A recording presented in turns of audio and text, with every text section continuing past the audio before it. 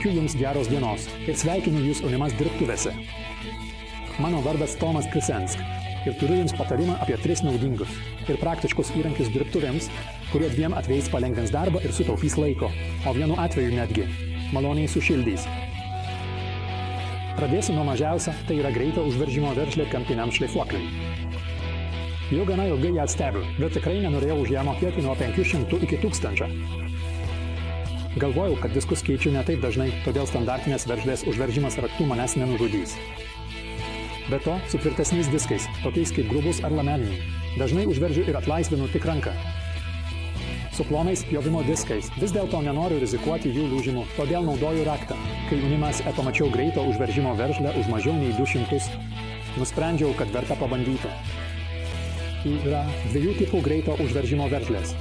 Viena primena trikojo varžtą su atlenkiamu laikikliu, kita užveržiama naudojant išorinį griovelinį žiedą. Ir būtent tą dabar laikau rankoje. Išvaizda man jį šiek tiek simpatiškesnė, tikriausiai todėl, kad iš jos niekas neišsikiša. Kita vertus, ji yra šiek tiek didesnė ir sunkesnė. Viduje korpuso yra mechanizmas, kuris užtikrina optimalų užveržimą ir apsaugo nuo perveržimo. Dėl to atsukimas yra toks pat lengvas, nepriklausomai nuo užveržimo jėgos. Baigiant kalbas, atlikime bandymą.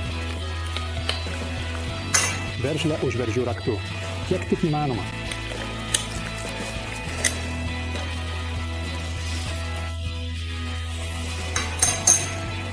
O dabar plika ranka. Kaip niekis. Tai venkia. Jei veržlė vis dėlto per daug užsiveržtų eksploatacijos metu, pavyzdžiui, kai diskas užstringa pjūvyje, galite ją atlaisvinti naudodami įprastą kampinio šlifuoklio raktą. Testavimo metu veikia puikiai, tačiau turiu 2 pastabas.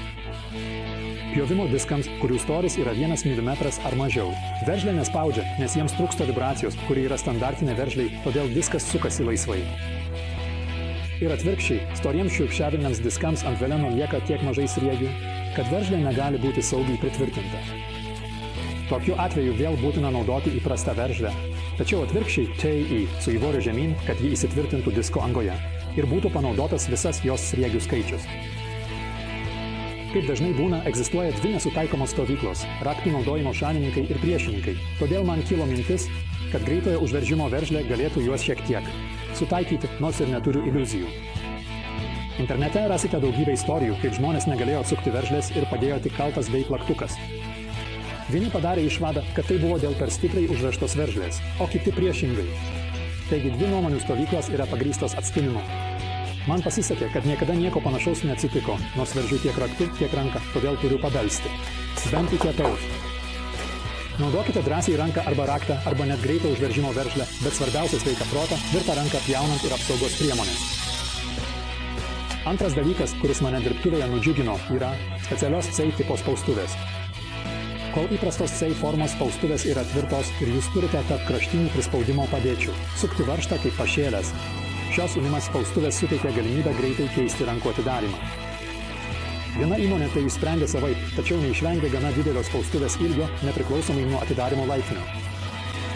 Šis sprendimas man atrodo elegantiškesnis, nes spaustuvė išlieka kompaktiška. Viena pilna ranka įslenka į kitą tuščią vidurę, o atskiros padėtys yra fiksuojamos spyruoklinių volelių.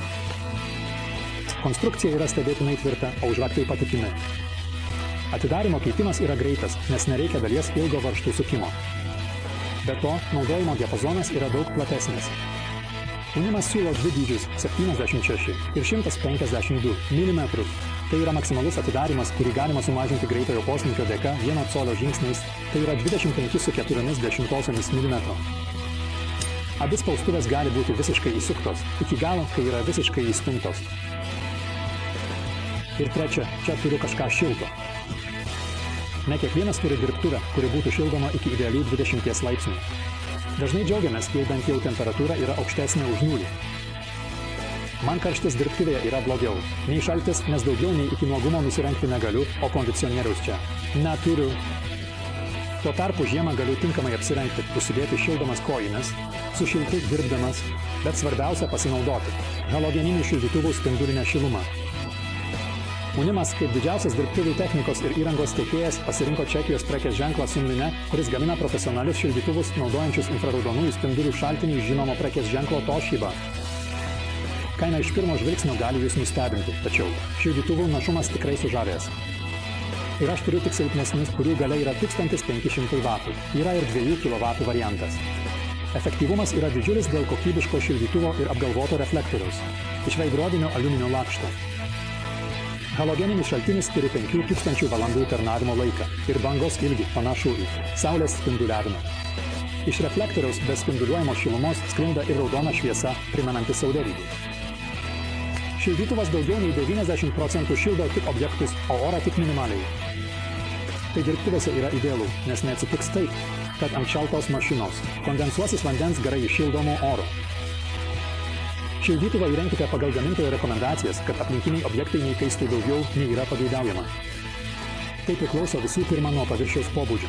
Pavyzdžiui, objektai su juodu matiniu paviršiumi įkaista net ir tokiu atstumu, kur ranka jau nejaučia jokios šilumos. Taigi, būkite atsargūs.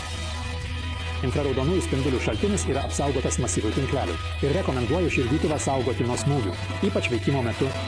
Reflektorius turi tvirtą sąnarinį laikiklį, kuris leidžia jį sukti į šonus ir pakreipti aukštyn bei žemyn. Jį galite pritvirtinti arba prie sienos, arba, kaip šiuo atveju, ant stovo. Unimas siūlo labai stabilų originalų stovą, kurio darbinis aukštis yra daugiau nei 3 metrai. Beje, tai puikus patarimas kolegoms, fotografams, operatoriams ir įvairiems youtuberiams. Stovas puikiai tinka ir kaip šviesų ar fonų laikiklis ir yra už puikią kainą. Nuorodas į visas 3 įdomias dirbtuvių priemonės rasite kaip įprasta aprašyme, žemiau po vaizdo įrašu. Jei jums patiko vaizdo įrašas, prašome paspausti like, kai yra nykštį aukštyn. O jei nenorite praleisti kito Unimas dirbtuvių vaizdo įrašo, taip pat spustelėkite prenumeruoti arba dar ir varpelį, kad gautumėte pranešimą iškart, kai įkelsime kitą naują vaizdo įrašą. Linkiu jums gražios dienos ir greitai pasimatysime Unimas dirbtuvėse.